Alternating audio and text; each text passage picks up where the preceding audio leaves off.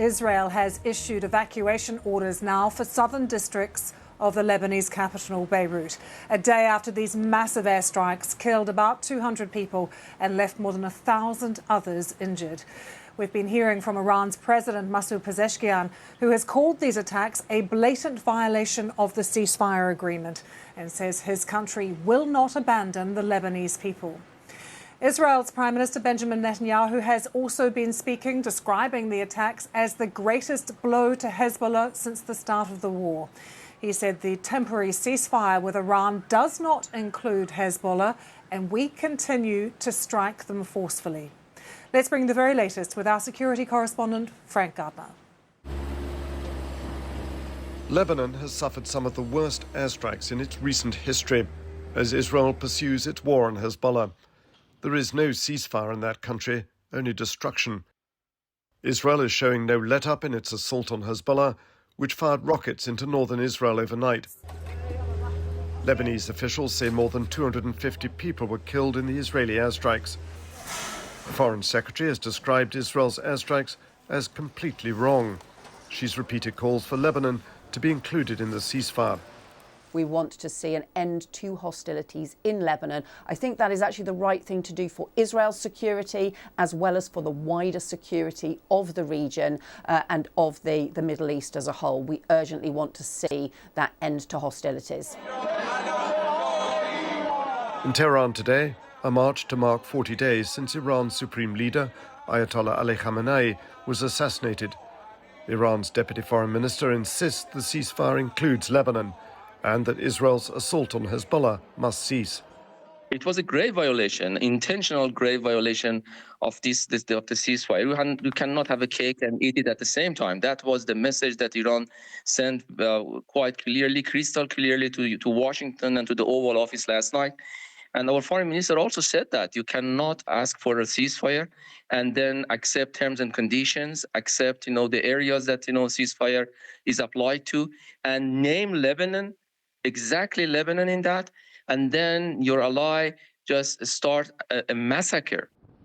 But the US Vice President says no, the ceasefire between the US and Iran does not include Lebanon.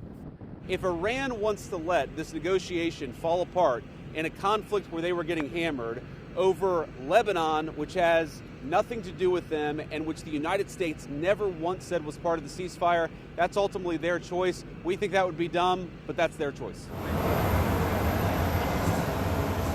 The Prime Minister is in the Gulf today, visiting Britain's allies in the UAE and Bahrain. He's keen to emphasise Britain's help with air defence, like this Royal Artillery unit based in Saudi Arabia. On the troubled Strait of Hormuz, the UK is also leading a working group on how to keep it open. Iran holds the cards here. It has geography on its side. But President Trump has posted on Truth Social a warning he wants the ceasefire fully complied with. If for any reason it is not, he said, which is highly unlikely, then the shooting starts, bigger and better and stronger than anyone has ever seen before. So US air and naval power remain on standby. If the ceasefire collapses completely, then this war could well resume.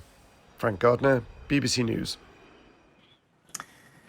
Let's take you to Washington and join our North America correspondent, Aoni Wells. Aoni, there are so many contradictory messages around this ceasefire, but certainly here in the Gulf, it feels very, very fragile, particularly when you look at what is being said about whether Lebanon is included or not. What is the narrative in Washington at the moment about how strong the ceasefire is?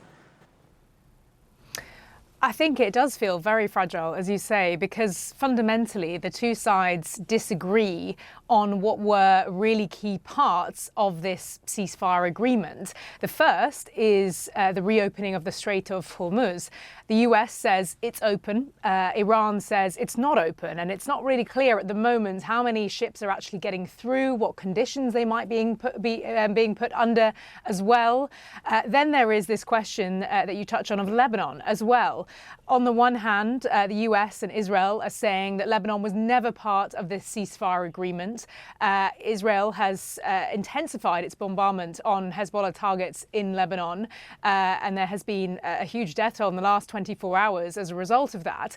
Iran are saying that they have been categorically clear that Lebanon was meant to be part of that ceasefire agreement. Now, given these are two fundamental pillars of the ceasefire, it does seem incredibly shaky at the moment. You have Iran essentially saying that the US needs to choose between a ceasefire or war. You have Donald Trump as well posting today that essentially if this ceasefire doesn't hold or if the agreement that they reached isn't met, then there will be more intense shooting continuing. So I think we are in a place where ultimately, despite about 24 hours ago this ceasefire having been agreed, it's not really very clear what they've actually agreed on. Ione, thanks so much for that. Let's try and bring some clarity to some of those questions that Ione raises, because an Iranian delegation is expected to be sent to Pakistan today to begin negotiations with the US. They're set to meet the Vice President, J.D. Vance, in Islamabad on Saturday, with talks to be based on 10 points proposed by Iran, although there is some confusion, as we've been saying, about exactly what those points are. So let's discuss the deal with Dr. Mohammed Faisal, who is High Commissioner for Pakistan to the UK and Northern Ireland. Very good to have you with us, sir. Firstly, can you tell us whether Lebanon is included in this ceasefire deal? Yes, please. Thank you very much. Lebanon definitely is included in the ceasefire deal, and this has been stated by my Prime Minister in his social media post on X, which was done at the time of ceasefire announcement. And but you have to understand that the ceasefire is a bigger thing. We can't really put it into 1 or 2 points. The intent of the two countries in conflict, that is USA and Iran, to come to a dialogue, and the trust that they have reposed upon Pakistan, that they are ready to come to Pakistan and try to find a solution and have a ceasefire and then work towards a solution. I think that is the most important thing. And we hope that Saturday would be an opportunity to reach a compromise, or Sunday, and find a lasting solution. Does it not show, though, a lack of trust between the two sides, that they can't even agree to something as fundamental as whether Lebanon is part of this agreement? Because we're hearing from the US and also from the Israelis that it is not. The issue of lack of trust goes without saying. They are at war. They are at war because there is lack of trust. But there is trust in one country in the entire world, that is Iran's trust in Pakistan and the American trust in Pakistan. So at least that trust is there. So now we have to work towards creating a trust between these two warring countries to create a solution. So of course there is a lack of trust, and that is why they were at war. But they have come to a ceasefire that signals a desire on the part of both the countries to find a solution. Of course there are challenges, there are disagreements, they don't agree. If they would have agreed, there wouldn't be a war. So I am very hopeful that the facilitation being done by Pakistan, which is being honored by both the countries, would be very useful. And let's see how things turn up in a couple of days.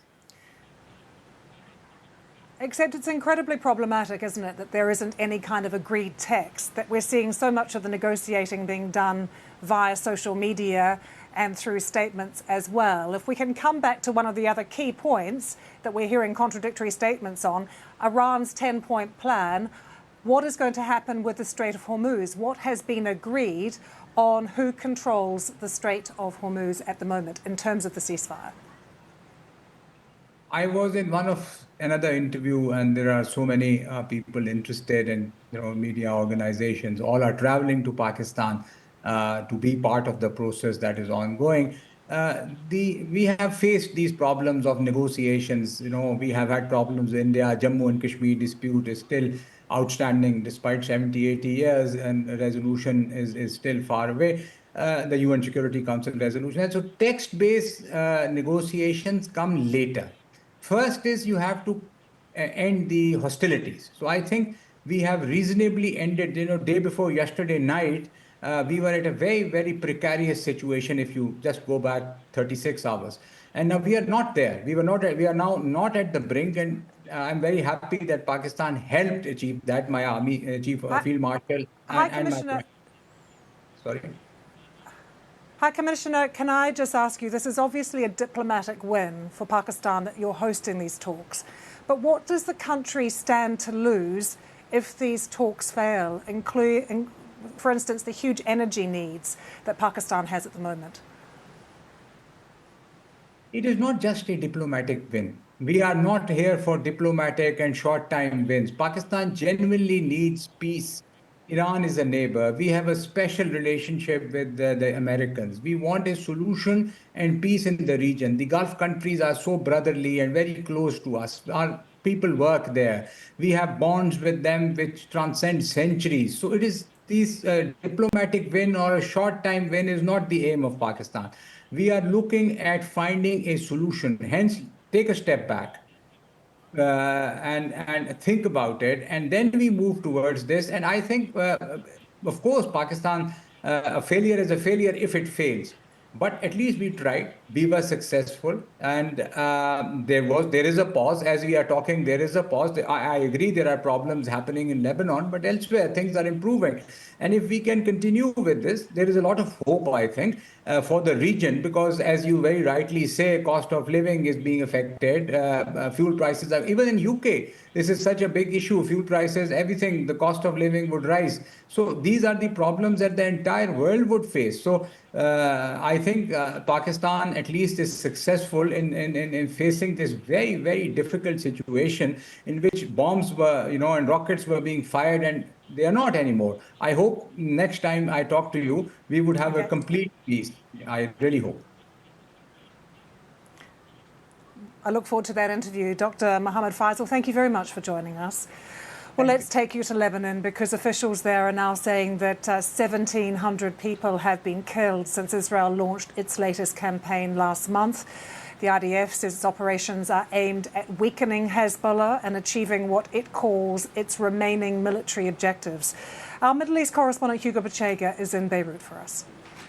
All day, emergency teams have been searching the rubble of collapsed buildings, many of them residential buildings across the country, for those who are still missing a day after those horrific Israeli airstrikes. Now, here in central Beirut, this is the scene in one of the many locations here. This building collapsed, and the teams here have told us that they're searching for 4 people, including 2 children. But 24 hours later, there's very little hope that anyone can be found alive. Now, there is a national holiday here today to mourn those people who have been killed. But given how aggressive and widespread these attacks were, it was inevitable that there would be a high number of casualties, and the Israeli authorities knew it, and they decided to go ahead with these attacks.